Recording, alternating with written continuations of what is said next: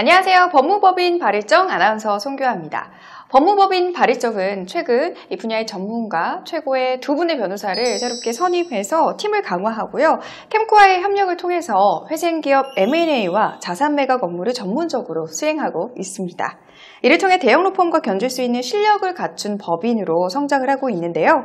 오늘은 법무법인 발일정이 중견기업이죠. 대유플러스의 회생인가점 M&A 매각 자문을 성공적으로 수행한 사례에 대해서 소개해 드릴까 하는데요.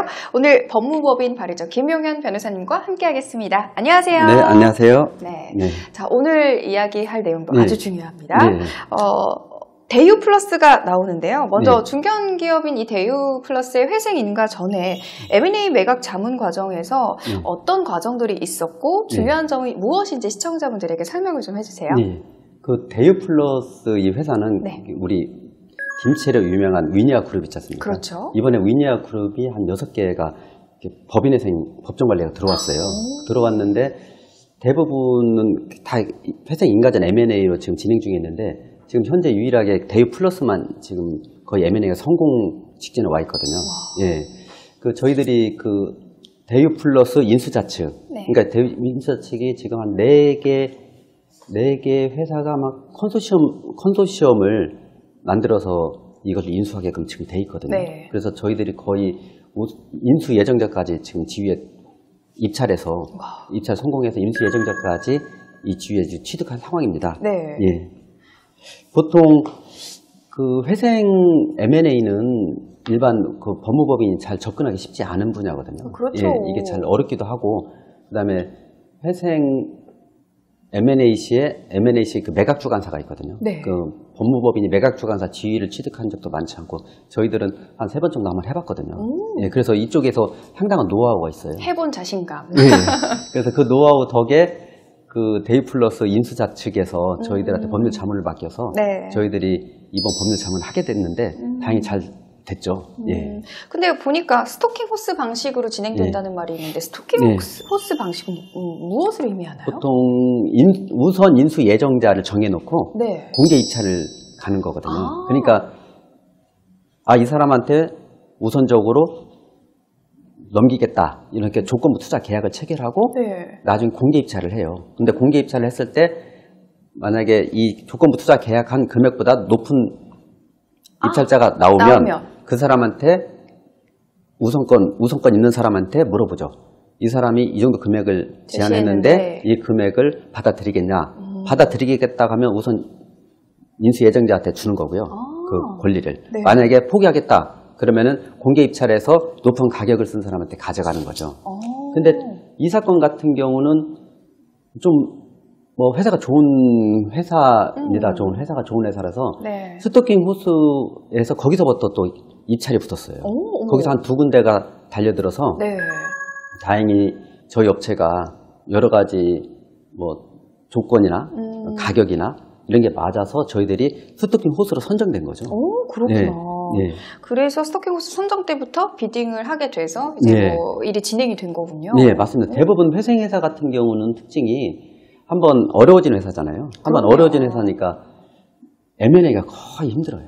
저도 이 회생 M&A를 많이 하는데 M&A 성공 확률이 그렇게 많지가 않아요. 그러니까 대부분의 사람들이 어려워진 회사를 인수를 해서 그 이후에 신규 투자를 했을 때 과연 나한테 뭐 경제적인 메리트가 있을 것이냐 뭐 이런 판단을 하거든요. 근데 통상적으로 이 회생 물건에 대해서 누군가가 법률적 조언을 잘 못하니까 적극적으로 이 회생회사에 투자 못하는 것도 상당히 많거든요. 근데 제가 보기에는 회생 M&A 물건은 일반 경매 물건처럼 물건이 조금 우발부채가 없는 깔끔한 물건입니다. 예, 그래서 이때도 한 2군데가 경쟁 입찰을 했습니다. 스토킹 호수 선정에 대해서. 근데 이거 좀 비딩 절차를 거쳤는데 좀 약간 특이한 케이스입니다. 이거는. 제가 듣기로는 그 입찰 제안서를 그렇게 정성 들여 작성하셨다고. 원래 뭐 꼼꼼하게 일 처리를 하시는 스타일이긴 맞습니다. 하지만 뭐 어떤 그 에피소드나 아니면은 입찰 제안서를 쓰게 된 어떤 좋은 뭐 아이디어들이나 과정들이 그렇죠. 있었을까요? 예, 이게 단순히 이 회생 M&A는 단순히 금액만 써서 되는 문제가 아니거든요. 그 회사 자체를 가져오는 거기 때문에 그 근로자 고용 보장 문제라든지 그다음에 그 관련 이 회생에 관련 이해관계자들한테 어떤 설득력이 있는 건지. 하여튼 입찰 제안서를 좀 꼼꼼히 잘 써야 돼요. 거기에도 평가적 요소가 있어요.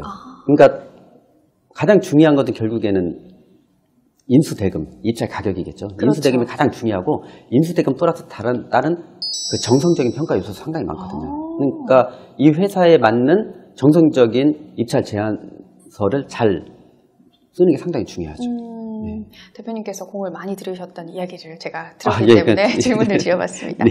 스토킹 호스 선정에 대해서 이야기를 나눠봤는데 그럼 이게 선정이 되면 다 끝나는 건지 궁금해요. 네. 이 이후에 뭐 절차가 어떻게 돼요? 그러니까 스토킹 호스를 좀 우리들이 어렵게 아마 스토킹 호스로 선정이 됐어요. 거기 자세히 말씀 못 드리지만 우여곡절이 있었어요. 자세히 말씀해 주세요. 네. 그래서 스토킹 호스로 어렵게 선정이 됐는데 그 이후에 스토킹 호스에서 탈락한 업체에서 자기들 공개 입찰을 들은다고 우리가 공언을 하고 다녔었어요. 그럼 공개 입찰을 들고 다니면 저희들 입장에서는 거기서 저희들 스토킹 호스 선정될 때 조건부 투자 계약에 인수 대금이 써 있거든요. 그 인수 대금을 아는 상황에서 공개 입찰을 하기 때문에 최소한 조건부 투자 계약서 쓴 금액보다는 입찰가가 높아야 되거든요. 맞아. 그러니까 저희들 입장에서는 저쪽 업체에서 들어왔을 때 그 인수대금이 더 높아지겠거나 걱정을 좀 많이 했었어요. 또 많이 했는데 저희들은 웬만하면 공개 입찰에서 인수대금이 조금 높게 들어오더라도 받아들이겠다.